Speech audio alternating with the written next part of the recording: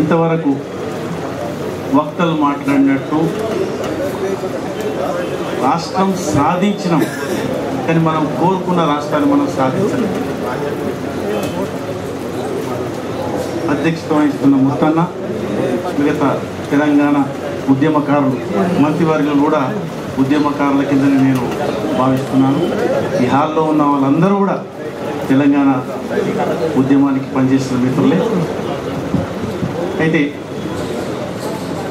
ఈ ప్రాంతం హైదరాబాద్ దక్కన్ తన సొంత రైల్వే సిస్టమ్, తన రోడ్వేస్ రాష్ట్ర ప్రభుత్వం కిందనే రోడ్వేస్ మనం నిర్వహించాం. సొంత మన ఏవియేషన్ విమానయానం మన సొంతది, సొంత పోలీస్, సొంత మిలిటరీ డిఫెన్స్ మన సొంతది. 120 వరకు పరిశ్రమ. హైదరాబాద్ పట్టణం ప్రపంచంలో ప్రఖ్యాతిగాంచిన అండర్ గ్రౌండ్ డ్రైనేజ్ సిస్టమ్తో, వర్షం నీటి star water, under ground water, gravity ద్వారా దుర్గం చెరువు నుంచి గోల్కొండకు, తర్వాత ఉస్మాన్ సాగర్, హిమాయత్ సాగర్ నుంచి యావత్ హైదరాబాద్ హుసేన్ సాగర్ నుంచి కూడా త్రాగునీరు మనం పైప్ లైన్ ద్వారా ఫిల్టర్ చేసుకొని మనం అందించిన పట్టణం కొన్ని 100 సంవత్సరాల కింద. ఈ రైల్వేస్ గురించి మనం మాట్లాడితే భారతదేశం మొత్తం కూడా రైల్వేస్ బ్రిటిష్ వాళ్ళు నిర్మిస్తున్నప్పుడు మన హైదరాబాద్ దగ్గర నైజాంను కూడా మేము నిర్మిస్తామని చెప్తే అతను ఒప్పుకోలేదు. నా ప్రాంతంలో రైల్వేస్ నేనే నిర్వహిస్తా, నేనే నిర్మాణం చేస్తానని 2300 కిలోమీటర్లు తన సొంతగా తన ప్రభుత్వం ద్వారా నిర్వహించిన చరిత్ర ఈ భారతదేశంలో ఒక హైదరాబాద్ దక్కన్, హైదరాబాద్ రైల్వేస్ మాత్రమే ఉన్నది. ఎక్కువ సమయం తీసుకోకుండా అటువంటి అన్ని రకాల నిర్మాణాలు చేస్తారు. ఏ ప్రాంతం అయితే 2 నదులు 100 కిలోమీటర్లు పారుకున్నా అవి దిగువన ఉన్నాయి, మనది ఎగువ ప్రాంతం. కాకతీయుల నాటి నుంచి ఈ ప్రాంతానికి గొలుసు చెరువుల సిస్టంతో మనం మన వ్యవసాయ ఉపాధితోనే జరుగుతున్న ఈ ప్రాంతానికి గొలుసు చెరువులు, వాగులు, చిన్న చిన్న నదులతో మనము ఆ ఉపాధితో ఈ ప్రాంతం ఒక హైదరాబాద్ దక్కన్ సంస్కృతితో, కాకతీయులే కానీ కుతుబ్షాయిలే కానీ ఆసఫ్జాయిల కాలము కూడా ప్రపంచంలో మన ప్రాంతానికి ఒక హైదరాబాద్ తెహజీబ్ అనేది మనకున్నది. అటువంటి ప్రాంతం వనరులు మాట్లాడితే సింగరేణి గనే కానీ, ఈవెన్ నిజాం షుగర్ ఫ్యాక్టరీ నుంచి చిక్కుడు గారు చెప్పినారు, మనం ఫ్యాక్టరీ నిర్మాణం నిజాం సాగర్ నిర్మాణం చేసుకున్నాం, తర్వాత నిజాం షుగర్ ఫ్యాక్టరీ పెట్టుకున్నాం. చెరుకు 1000 ఎకరాలకు మనం చెరుకు పండించుకొని ఫ్యాక్టరీకి రైల్వే లైన్ వేసుకున్నది నిజాం ప్రభుత్వం. ఏది చెరుకు సాగు చేసే పొలాలకు రైలు బోగీల ద్వారా నిజాం షుగర్ ఫ్యాక్టరీకి మనం చెరుకును అక్కడ సరఫరా చేసుకున్నాం. అటువంటి చరిత్ర. మరి ఇటువంటి ప్రాంతానికి ఎప్పుడైతే నైజామే అప్పర్ కృష్ణ, భీమా అంటే మైనర్ ఇరిగేషన్లు, మీడియర్ ఇరిగేషన్ ద్వారానే ఈ ప్రాంతానికి మనం సాగుకు 1,20,00,000 ఎకరాల భూమి మనం సాగు చేయగలుగుతాము, అప్పుడే ఈ ప్రాంతాన్ని ముందుకు తీసుకెళ్ళగలుగుతామనే ఆలోచనతో అప్పర్ కృష్ణ, భీమా తలపెట్టడం, నిజాం సాగర్, అలీ సాగర్ తలపెట్టడం. ఆ క్రమంలో హైదరాబాద్ స్టేట్ ఫార్మ్ అయినాక కూడా సెంట్రల్ వాటర్ కమిషన్ మనకు ఈ ప్రాజెక్టునే కాకుండా భవిష్యత్తు ప్రాజెక్టులు నీటి కేటాయింపు ఇచ్చిన క్రమంలోనే ఈ ప్రాంతం ఎగువన ఉంది కాబట్టి, అన్ని నిర్మాణాలతో హైదరాబాద్ ఉన్నది కాబట్టి, ఇన్ని పరిశ్రమలతో ఉన్నది కాబట్టి, వాతావరణం మంచి వాతావరణం ఉన్నది, భారతదేశంలోనే ఒక సెంట్రల్ లొకేషన్. ఇవన్నిటిని కూడా కాజేయడానికి సీమాంధ్ర కుట్రదారుల మేరకు ఈ ప్రాంతాన్ని విలీనం చేసిండ్రు. ఆ రోజు నుంచే ఈ ప్రాంతం మనకు ఇంతవరకు మాట్లాడిన రైతాంగ పోరాటం, ఈ ప్రాంతం మీద దండయాత్రతో 48లో పటేల్ దండయాత్రతో ఈ ప్రాంతానికి మళ్ళీ ద్రోహం జరిగింది. అదే మరి దొరలు, జమీందారులు, సంస్థానాధీశులు ఏ భూమి అయితే లక్షలాది ఎకరాల భూమి రైతాంగ పోరాటం ద్వారా ప్రజల చేతికి వచ్చిందో ఇదే కాంగ్రెస్ ప్రభుత్వం మళ్ళీ తిష్ట చేసి ఇక్కడ మన వేలాది మంది చైతన్యవంతమైన ఉద్యమకారులను పుట్టన పెట్టుకొని 2 లక్షల పైచులకు మంది ముస్లింలు కూడా పుట్టన పెట్టుకున్నది ఈ కాంగ్రెస్ ప్రభుత్వము. పోలీస్ యాక్షన్ ఏదైతే ఆపరేషన్ పోలో ద్వారా ఇన్నిసార్లు యథేచ్ఛగా ఈ చైతన్య ప్రాంతం మీద ద్రోహం జరిగింది. ఆ తర్వాత మళ్ళీ ముల్కి గోబ్యాక్ ముచ్చడం అనేది 52లో కూడా ప్రాణాలు అర్పించినారు. 56లో ఆ కుట్రల మేరకే ఈ ప్రాంతాన్ని విలీనం చేయబడింది. కాబట్టి అప్పటి నుంచే ఈ ఉద్యమం సాగుతున్నది. ఈ చైతన్యవంతమైన ఈ ప్రాంతం 69 ఉద్యమంలో తూటాలకు ఎదురుగా నిలబడి 369 మంది బలిదానమైనరు. ఆ తర్వాత మనం 71 ఆంధ్ర మూమెంట్ కూడా మనం తెలంగాణ ఇస్తామని ఈ పార్టీ వెనుకకెళ్ళి ద్రోహం చేసింది. ఆ తర్వాత మళ్ళీ మనం 96 హైదరాబాద్ వరంగల్ డిక్లరేషనే కానీ, జనసభనే కానీ, ఐక్యవేదికనే కానీ, రచయితలు, కళాకారులు, ఉద్యమకారులు, మేధావులు ఈ యొక్క తెలంగాణ వాదాన్ని, భావజాలాన్ని గ్రామం వరకు కూడా తీసుకెళ్లిన చరిత్ర ఈ ప్రాంతానికి ఉన్నది. ఆ క్రమంలో 2009 మాట ఇచ్చి వెనుదిరిగిన ఈ కాంగ్రెస్ ప్రభుత్వానికి బుద్ధి చెప్పడానికి యావత్ తెలంగాణ ప్రజలు ఉద్యమంలో పాల్గొన్నారు. ఈ యొక్క అమరుల త్యాగాల పునాది మీద యావత్ తెలంగాణ ప్రజల ఉద్యమ స్ఫూర్తి, యావత్ తెలంగాణ ప్రజల ఉద్యమం నుండి సాధించుకున్నది ఈ తెలంగాణ రాష్ట్రం.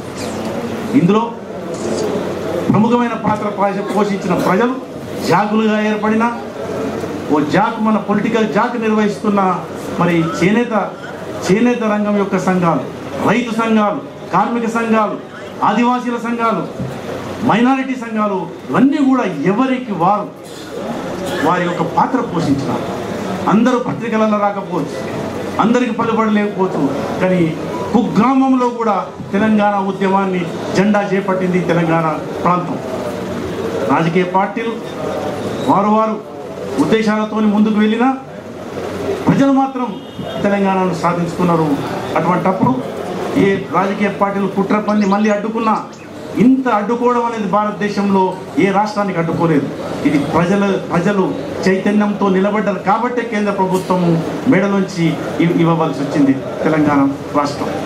ఈ క్రమంలో ఏదైతే భూమి, నీరు, ఉద్యోగాలు, నిధులు, మన యొక్క ఆస్తులు ఏవైతున్నాయో వాటి గురించి ప్రజలు పోరాడడం ఇంతవరకు వక్తలు గోవర్ధన్ గారే కానీ, చిక్కుడు ప్రభాకరే కానీ, విమలక్కనే కానీ, వీరందరూ కూడా వక్తలు ఏవైతే వెలుగుచ్చిండ్రో వీటన్నిటి కూడా మనం సాధించుకోవాలి.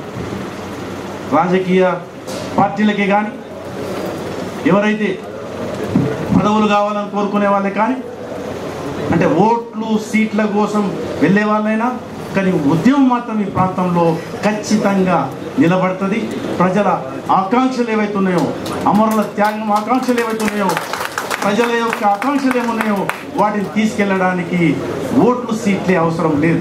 కాబట్టి ఈ ప్రాంతంలో ప్రజలు ఎవరైతే ప్రజలతో ఉండి ప్రజల ఆకాంక్షల ముందుకు తీసుకుపోయే ఉద్యమ సంఘాలు, ఉద్యమ నాయకులు రేపు భవిష్యత్తులో కూడా ఏ త్యాగాల పునాది మీద ఏర్పడ్డ ఈ తెలంగాణలో హక్కులు సాధించడానికి ఉద్యమ సంఘాలు పనిచేస్తాయి. కోదండరామ గారిని కూడా ఈ వేదిక మీద నుంచి చెప్తున్నటువంటి ఉద్యమ సంఘాల ఐక్యమైదాం. ఏవైతే మేనిఫెస్టో రాజకీయ పార్టీలు కొన్ని ఆచరణకు సాధ్యం లేని యొక్క హామీలు కూడా రాజకీయ పార్టీలు ఇచ్చినారు, కానీ ప్రజల ఎజెండా మాత్రం ఆచరణకు సాధ్యమయ్యే ఎజెండా ప్రజలు ఉన్నది. దాన్ని ఈ యొక్క రాజకీయ పార్టీలు గుర్తించాలి. ఏర్పడ్డ ప్రభుత్వం గుర్తించి ప్రజల ఆకాంక్షలను నెరవేర్చేది. ఎందుకంటే ఏ నిధులు అవుతున్నాయో, ఏ బడ్జెట్ అవుతుందో అది ప్రజాధనం. ప్రజాధనాన్ని సరిగ్గా వినియోగించుకునే ప్రయత్నం ఈ తెలంగాణ పునాది మీద ఏర్పడ్డ ప్రభుత్వం ఉందో పూర్తి బాధ్యతగా దుర్వినియోగం చేయకుండా, పెట్టుబడిదారుల చేతులు పెట్టకుండా, ఏవైతే ఇంతకుముందున్న మన పరిశ్రమలే కానీ ఏ భూములైతే కొల్లగొట్టబడినాయో వాటిని ప్రభుత్వం ఏ రకంగా తీసుకొని ప్రజలకు అందిస్తుందని చూడాలి. అదే మన గ్రామాన్ని కాపాడుకుందాం, చెరువులు కాపాడుకుందాం, కులవృత్తులను కాపాడుకుందాం, భూమిని సాగుకు వినియోగించే రీతిగా అటువంటి ప్రాజెక్టు నిర్మాణం చేసుకుందాం. ఏదైనా ప్రభుత్వం ప్రజలను భాగస్వామ్యం చేసి, ఏ ప్రజలైతే ఏ ఉద్యమకారులైతే తెలంగాణ సాధించుకున్నారో వాళ్ళను భాగస్వామ్యం చేసి ప్లానింగ్లో, మేనేజ్మెంట్లో, డెవలప్మెంట్లో ప్రజలను ఇన్వాల్వ్ చేయాలని అటువంటి ప్రభుత్వమే నిలదొక్కుకోగలుగుతుంది. లేని పక్షంలో ఖచ్చితంగా ప్రజలు తీర్పిస్తారు. రాజకీయ పార్టీలు వచ్చినాయి, ప్రభుత్వాలు వచ్చినాయి, పోయినాయి. కేంద్రంలోనే కానీ తెలంగాణలోనే కానీ రాజకీయ పార్టీలు వచ్చినాయి, వెళ్ళినాయి, ప్రభుత్వాలు వచ్చినాయి, వెళ్ళినాయి, కానీ ప్రజలు మాత్రం శాశ్వతం. కాబట్టి ఇంతవరకు వక్తలు చెప్పిన రీతిగా ఏ తెలంగాణ ఇచ్చినట్టే ఇచ్చి ఏ సీమాంధ్ర పెట్టుబడిదారుల యొక్క కుట్రలకు తలొగ్గి ఏవైతే ఆంక్షలు పెట్టినారో ఆ పూర్తి ఆంక్షలను మనం విరమించుకునే రీతిగా ఈ ప్రభుత్వాల మీద మనం ఉద్యమం సాగించాలి. ముఖ్యంగా పోలవరం రద్దు మరియు ఆర్డినెన్స్ వెంటనే వెనుకకు తీసుకునే రీతిగా మన పట్టణం మీద ఎవడి పెత్తనం మనకు వద్దు, ఆ రకంగా మనం ముందుకు వెళ్ళాలని. మరి నాయన నరసింహారెడ్డి అన్న ఉన్నాడు, మొన్నటిదానికి ఉద్యమకారులు ప్రజలు పోరాడిన పోలీసు వాళ్ళు అంటే ఆంధ్రోడు అనుకున్నాం, పరిపాలకులు ఆంధ్రోడు అనుకున్నాం. మరి ఇలా మమ్మల్ని చూస్తే పోలీసు వాళ్ళు నవ్వుతారా, మాట్లాడతారా, అన్నా తమ్మి అనుకుంటారా? అది మీ బాధ్యత. కాబట్టి పోలీసు వాళ్ళు ఉన్నది ప్రజలకు మద్దతు ఉంటుంది, ప్రజలను భయభ్రాంతులకు చేస్తుంది కాదు. ప్రభుత్వం ఏదైతే ఉందో రంగాలు, ఏ డిపార్ట్మెంట్ అయినా రేపు మండల ఆఫీసుకు పోతే, ఉద్యమం చేసిన వాడు మండల ఆఫీసుకు పోతే నిస్సహాయతకు గురవుతాడు. ఒకవేళ అక్కడ పనులు జరగని పక్షంలో నిజాయితీగా చేసే పనులను ఈ ప్రభుత్వం చేయించాలని, అటువంటి చర్యలు తీసుకోవాలని, ఉద్యమకారుల మీద పెట్టిన కేసులు ఏవైతున్నాయో ఎత్తివేసేందుకు మనం అడిగే అవసరం లేదు. ఉద్యమం చేసిన వాడు ఎవడు కేసులు ఎత్తేయాలని భయపడి ఉద్యమం చేయలేదు. కాబట్టి ఒకవేళ ఎత్తివేయాలంటే అది ప్రభుత్వం బాధ్యత. లేకున్నా ఇంకా 100 కేసులు పెట్టినా ఏం ప్రజల మేనిఫెస్టో అవుతుందో దాని గురించి పనిచేయడానికి ప్రజలున్నారు, ఉద్యమ సంఘాలు ఉన్నాయి, ఉద్యమ నాయకులు ఉన్నారు. వారు ఎల్లకాలం ఉంటారు. భారతదేశంలోనే తెలంగాణ ప్రాంతం మాత్రం వాళ్ళ హక్కులను సాధించేంత వరకు నిర్విరామంగా కృషి చేస్తారని చెప్తూ, మన ప్రభుత్వం కూడా అటువంటి చర్యలు తీసుకొని ప్రజల పక్షాన నిలబడి చాలా సింపుల్గా ప్రభుత్వ ధనాన్ని దుర్వినియోగం చేయకుండా, విలాసాలకు పోకుండా, అనవసరంగా ఖర్చులు, మొన్న రోడ్డు మీద నిలబడి మనం పోరాడిన వాళ్ళం. మరి ప్రభుత్వ ధనాన్ని ఏ ప్రభుత్వ ఉద్యోగులు కానీ, రాజకీయ నాయకులు కానీ, ప్రభుత్వం ఒక చిల్లి గవ్వను దుర్వినియోగం చేయొద్దని. అది ప్రజల డబ్బు, అమరుల త్యాగము, ప్రజల శ్రమతో ఈ తెలంగాణ ఏర్పడబోతున్నది. అటువంటి తెలంగాణకు మనందరం కూడా కలిసి పనిచేద్దామని ఇంతవరకు వక్తలు చెప్పినట్టు రైల్వే జాక్ తన ప్రారంభం నుంచి కూడా తన వంతు కృషి నిజాయితీగా, నిక్కచ్చిగా, ఒక ఉద్యమ స్ఫూర్తితోని పనిచేసిన సంఘాలలో ఈ యొక్క తెలంగాణ రైల్వే ఎంప్లాయీస్ జాక్ పనిచేసింది.